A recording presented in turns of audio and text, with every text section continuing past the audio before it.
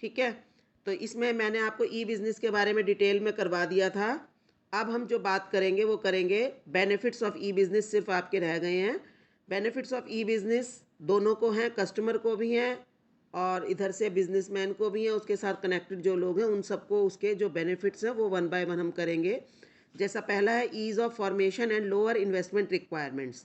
ठीक है, जैसे आप लोग इस बात को अपने आप ही समझ सकते हैं कि ई बिज़नेस स्टार्ट करना कंपैरेटिवली ईजियर है। इसके लिए आपको केवल एक जो है आपको आपके पास नेटवर्क कनेक्शन होना चाहिए, नेटवर्क डिवाइसेस होनी चाहिए, जैसे डेस्कटॉप, लैपटॉप या आजकल जैसे मोबाइल्स या टैबलेट्स का टाइम चल रहा है, तो वो चीज़ें होनी चाहिए। और आपके पास एक मोबाइल ऐप आजकल चल रही हैं या फिर वेबसाइट्स आपके पास होनी चाहिए, तो आप इसको आसानी से स्टार्ट कर सकते हो। आप घर बैठे इस बिज़नेस को आजकल हम देख रहे हैं जैसे कि हम स्टार्ट कर सकते हैं, और इसमें बहुत ही कम इन्वेस्टमेंट की रिक्वायरमेंट है, क्योंकि आपको कोई भी चीज़ केवल वेबसाइट के थ्रू शो करनी है। आपको फिजिकली उन चीज़ों को, कस्टमर को अट्रैक्ट करने के लिए कोई शोरूम लेना, कोई उसके अंदर डेकोरेशन करना या बहुत ज़्यादा स्टाफ रखना सामान दिखाने के लिए, उस सब की ज़रूरत नहीं होती। तो इसमें इन्वेस्टमेंट की रिक्वायरमेंट बहुत कम होती है। ठीक है। E business is relatively easy to start, और इसको स्टार्ट करने से पहले बहुत ज़्यादा लीगल फॉर्मेलिटीज़ भी नहीं है। तो देखो, in fact internet is responsible for the popularity of phrase networked individuals and firms are more efficient than networked individuals. यानी कि जिन लोगों के पास आपस में ऑनलाइन कनेक्टेड जो लोग हैं वो उन लोगों से ज़्यादा एफिशिएंट है जिनके पास पैसा ज़्यादा है लेकिन आपस में वो कनेक्टेड नहीं है। This means that even if you don't have much of the investment but have contacts, you can do fabulous business. देखो, जैसे इन्होंने आजकल आप देख रहे हो ना, पहले होता था कि हम रेस्टोरेंट में गए, वहाँ पर जाकर बैठकर ऑर्डर दिया, खाना खाया, ये किया। आजकल आप क्या देख रहे हो, हम सब चीज़ें ऑनलाइन, घर से बैठे हुए, रेस्टोरेंट्स भी ऑनलाइन चल गए हैं, सब चीज़ें आजकल हमारी ऑनलाइन चल रही हैं। You may have an online menu, आपने एक ऑनलाइन मेन्यू दे दिया instead of going to a restaurant, या आपने अपना एक रेस्टोरेंट स्टार्ट करना है, तो उसके लिए ज़रूरी नहीं है कि आप एक रेस्टोरेंट लें, वहाँ पर पूरी डेकोरेशन करें, सिटिंग अरेंजमेंट करें, बल्कि इसके बजाय आपने एक ऑनलाइन मेन्यू तैयार किया।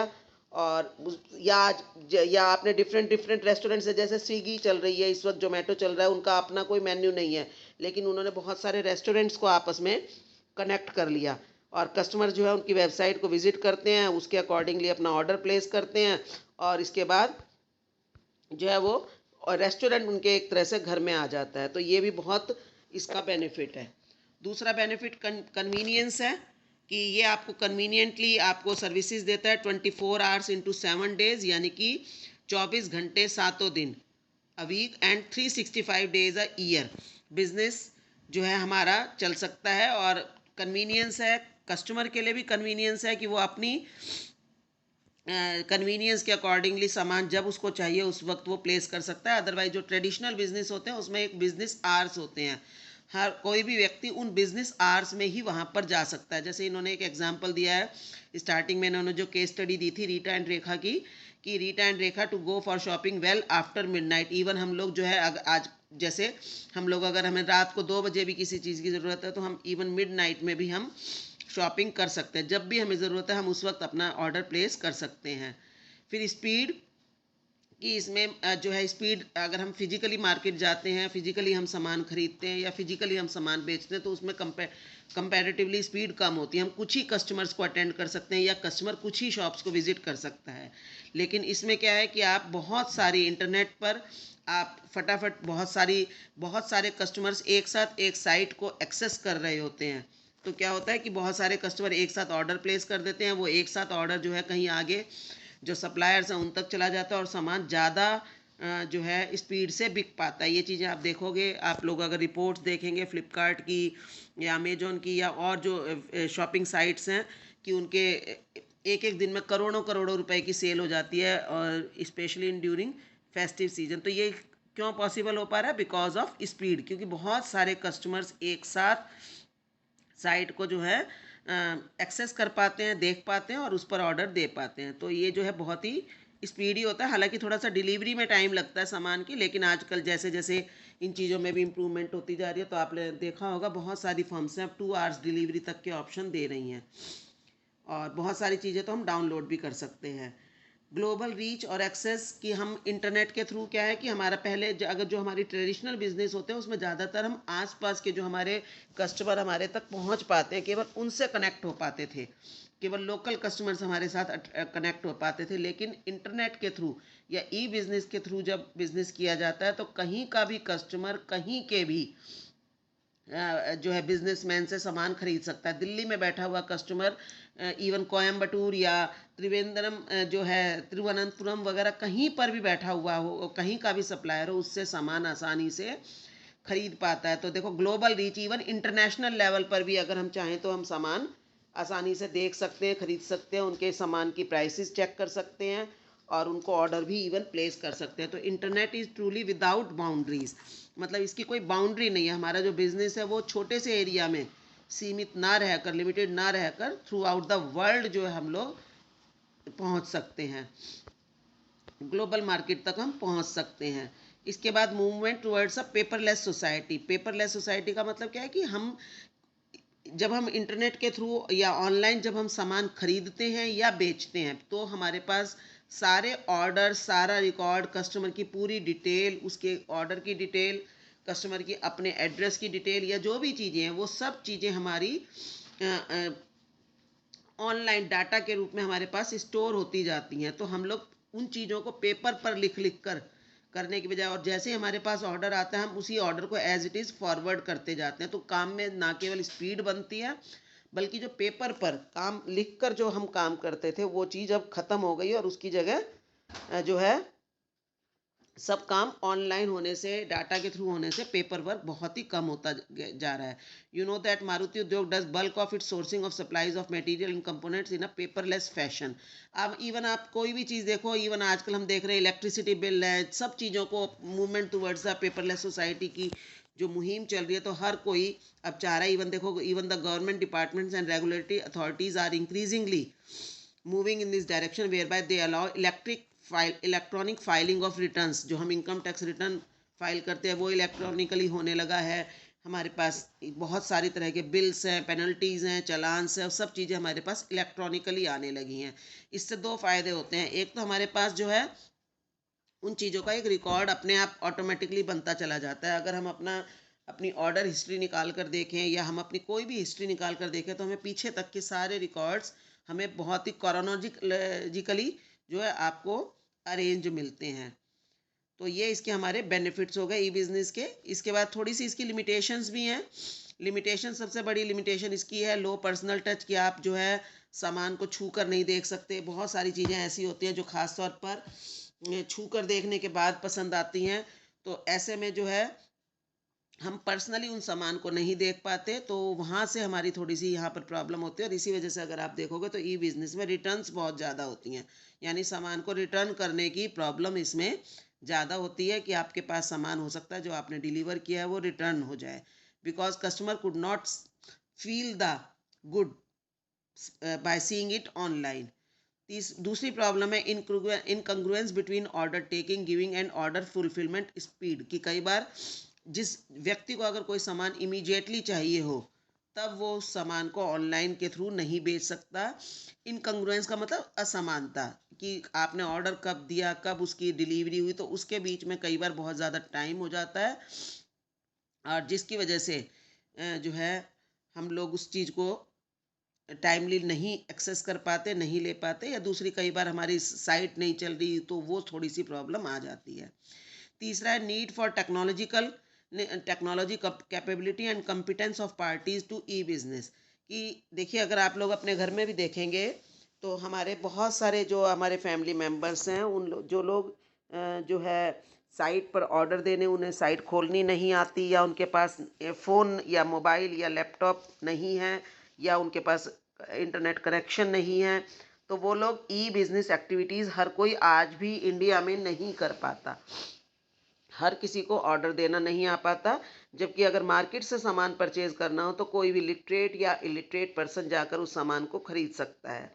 तो देखो, इन्होंने कहा जैसे apart from the traditional 3 Rs, पहले जो ट्रेडिशनली 3 R लोगों को चाहिए होते थे वो होता था रीडिंग, राइटिंग एंड अर्थमेटिक, यानी जमा घटा करना, थोड़ा बहुत उसको पढ़ना आता हो, थोड़ा बहुत लिखना आता हो, तो वो व्यक्ति आसानी से बिजनेस कर सकता था।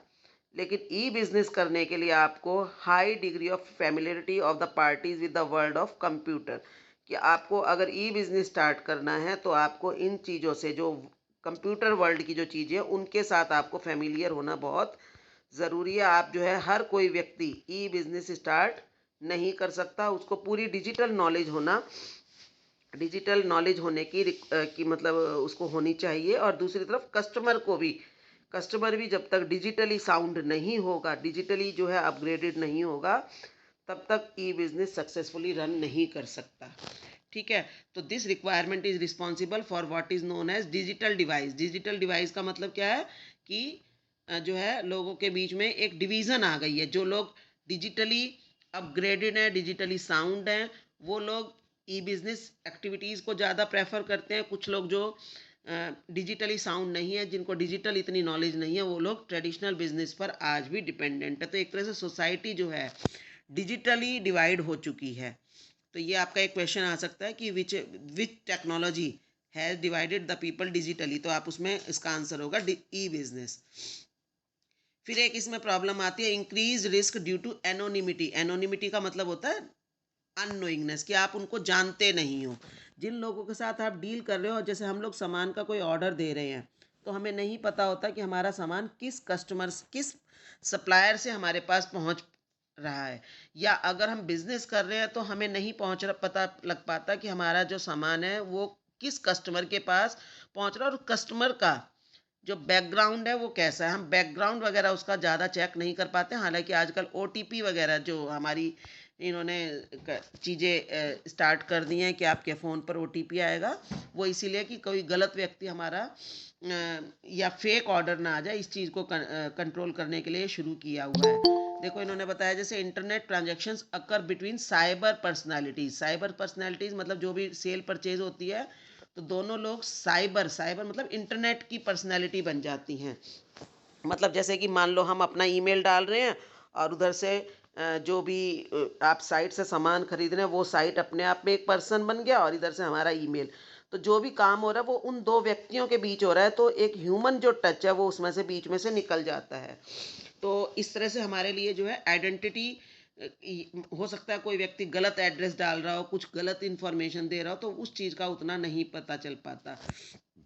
तो it is riskier, therefore transaction through internet e-business is riskier also in the sense that there are additional hazards of impersonation, कि कोई तुम्हारे impersonation का मतलब है कि कोई व्यक्ति तुम्हारे नाम से कुछ काम कर रहा हो। तो आजकल आप देखते हो ना कि बहुत ज़्यादा आपको अवेयर किया जाता है कि आप अपना ओटीपी मत दीजिए, ये मत दीजिए। तो ये वाली जो प्रॉब्लम है बहुत ज़्यादा आ रही है।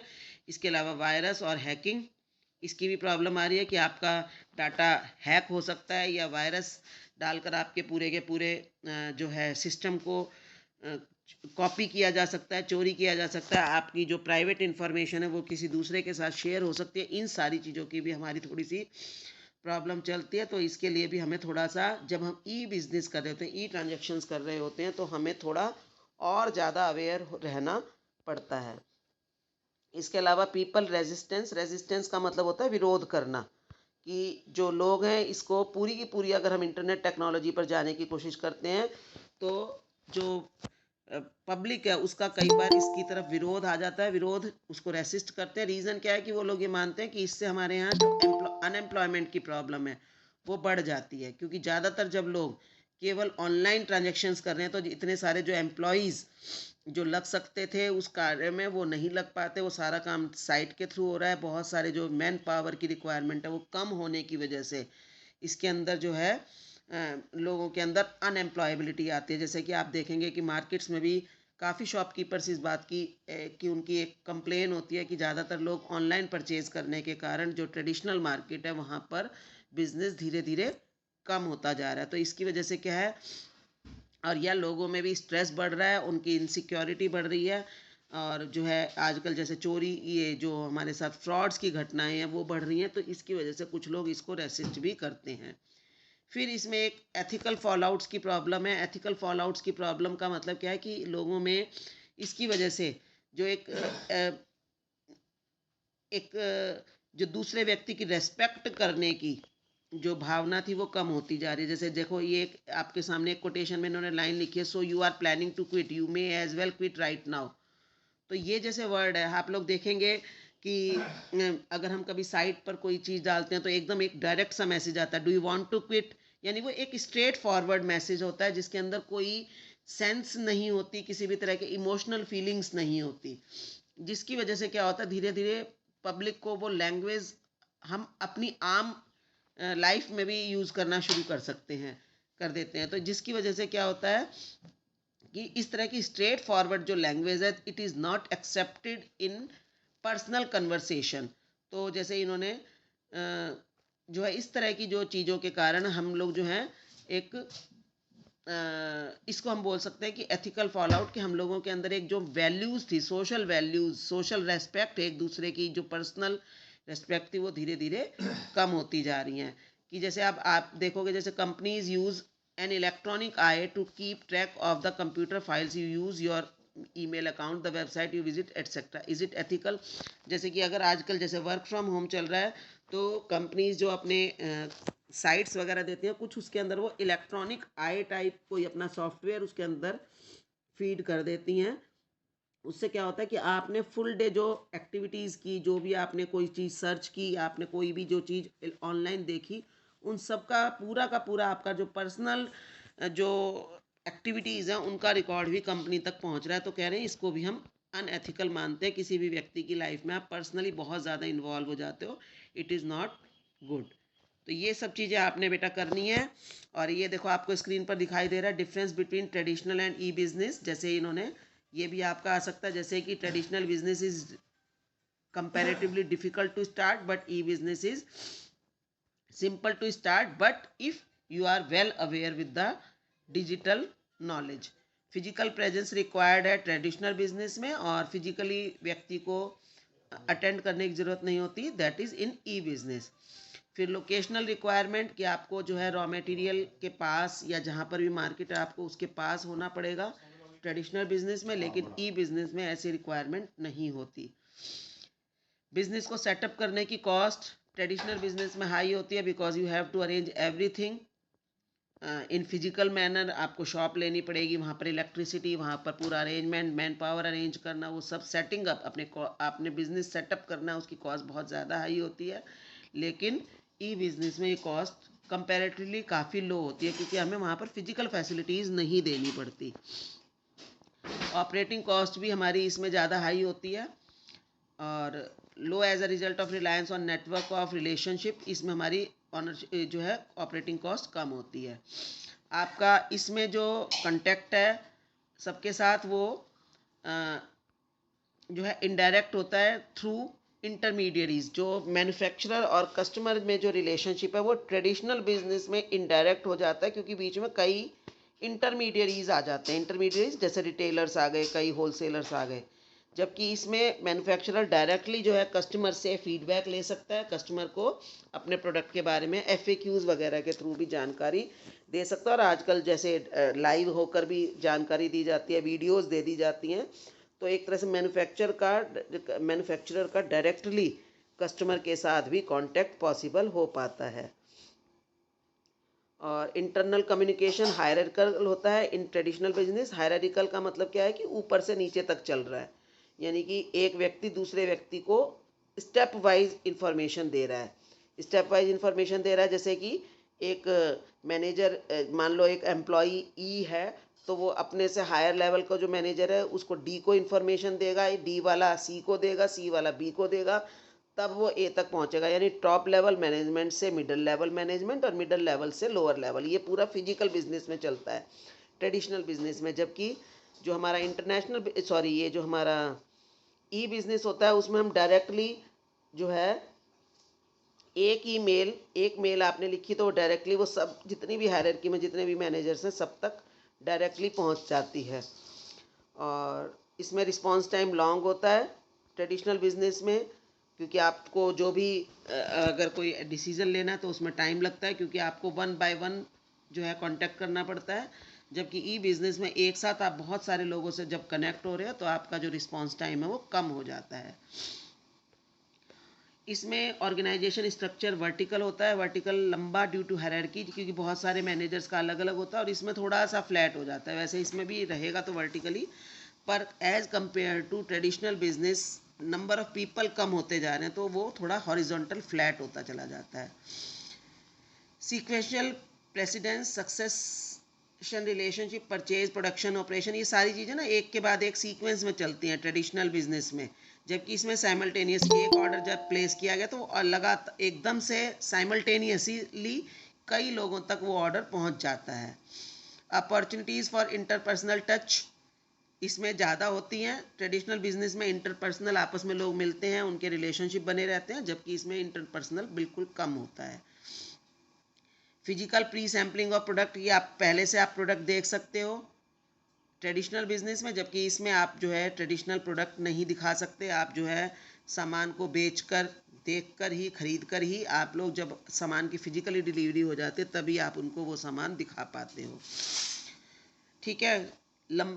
Ease of going global less है ट्रेडिशनल बिजनेस में, यानी कि आप ग्लोबली बहुत कम लोगों से मिल पाते हो, इसमें जो है बहुत ज़्यादा है, ई बिज़नेस में बहुत ज़्यादा है। गवर्नमेंट की पेट्रोनेज धीरे धीरे ई बिज़नेस, ट्रेडिशनल बिज़नेस की तरफ बढ़ती जा रही है, और आईटी सेक्टर यानी ई बिज़नेस की तरफ गवर्नमेंट की प्रायोरिटीज़ बढ़ती जा रही हैं, उनको वो ज़्यादा फैसिलिटेट करती जा रही है। ह्यूमन कैपिटल जो है सेमी स्किल्ड और इवन अनस्किल्ड मैन पावर जो है ट्रेडिशनल बिजनेस में किसी भी तरह के व्यक्ति को अपॉर्चुनिटी मिल सकती है, जबकि ई बिज़नेस करने के लिए व्यक्ति को टेक्निकली एंड प्रोफेशनली क्वालिफाइड और स्किल्ड होना बहुत ज़रूरी है।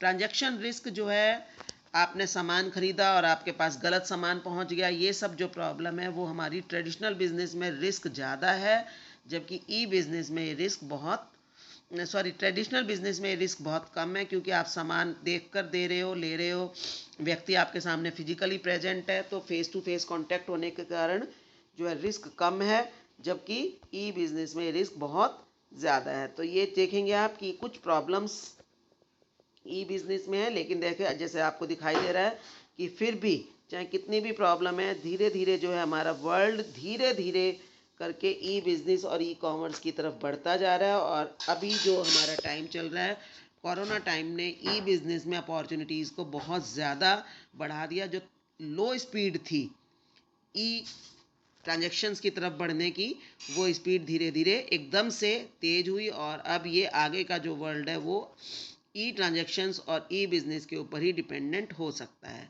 तो ये यहाँ तक आपका आगे ऑनलाइन ट्रांजैक्शंस के आप स्टेप्स कर लेना, पर वैसे जो हमारे सिलेबस में मेनली यहीं तक है। ई बिज़नेस के बेनिफिट्स, कंसेप्ट ये आप कर लेना, और ये आपको जो ऑनलाइन ट्रांजैक्शंस है, जैसे आपको पता ही है कि अगर हमें कोई सामान ख़रीदना हो तो पहले रजिस्ट्रेशन करना पड़ता है, इसके बाद हम वेबसाइट देखकर ऑर्डर प्लेस करते हैं, कार्ट में डाल लिया जाता है। फिर पेमेंट मैकेनिज़्म भी आजकल आपके सामने आता ही है, आपको पता है हम कैसे पेमेंट कर पाते हैं। हम COD, कैश ऑन डिलीवरी दे सकते हैं। चेक की फैसिलिटीज़ ज़्यादातर बैंक्स नहीं लेते हैं, वेबसाइट्स नहीं लेती हैं। नेट बैंकिंग ट्रांसफ़र बहुत चलता है। हम आजकल UPI पेमेंट का टाइम है, यूनिफाइड पेमेंट इंटरफेस के थ्रू हम सामान अपनी पेमेंट कर सकते हैं। इसके अलावा जो है ये देखिए IMPS, NEFT, RTGS के थ्रू हम पेमेंट कर सकते हैं। क्रेडिट और डेबिट कार्ड का भी हम यूज़ कर सकते हैं, जिसको हम प्लास्टिक मनी भी कहते हैं। डेबिट और क्रेडिट कार्ड को हम प्लास्टिक मनी भी कहते हैं, तो हम इसके थ्रू भी पेमेंट कर सकते हैं। और इसके अलावा एक डिजिटल कैश जो है बहुत पॉपुलर आजकल हो चुका है। डिजिटल कैश यानी कि हम अपने जो वॉलेट्स का यूज़ करते हैं, पेटीएम वॉलेट या हम मोबीक्विक या अमेजॉन पे, या आजकल जैसे ये UPI जो ट्रांजेक्शन्स हैं, ये सब हमारा डिजिटल कैश के अंदर आता है। तो this is a form of a electronic currency that exist only in cyber space. तो ये करेंसी हमारे पास साइबर स्पेस में रहती है। हम अपना अकाउंट जो है लोड कर लेते हैं वॉलेट में मनी, और वो हमारे पास करेंसी रहती है और हम आसानी से इसकी पेमेंट कर सकते हैं। तो बेटा ये सब चीज़ों की आपकी थोड़ी बहुत ये चीज़ें आ सकती हैं, तो आप इनको सबको कर लेना।